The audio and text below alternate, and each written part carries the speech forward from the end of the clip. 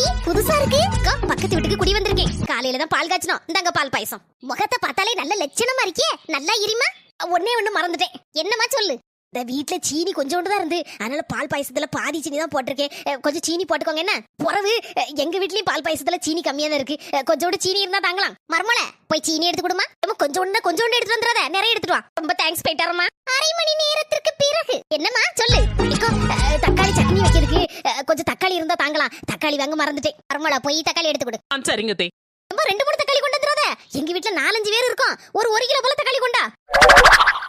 அரை மணி நேரத்திற்கு பிறகு வயமா வரனே தப்பா நினைச்சுக்கிறாதியா. என் மாமியாருக்கு தக்காளி சட்னி தொண்டையில இறங்க மாட்டேங்குது. அதனால தேங்காய் இருக்கா, தேங்காய் சட்னி வைக்க. என்னது வந்து 1 மணி நேரம் ஆவல, அதுக்குள்ள தேங்காய் இருக்கா, மாங்காய் இருக்கா, கொய்யாக்கா இருக்கான்னு ஓசியில வந்து கேட்டுட்டு போறியா? பாரு, நீ கொண்ட அந்த பால் பாயசம் அண்ணாதான் இருக்கு, எடுத்துட்டு போ. மர்மோல பால் பாயசம்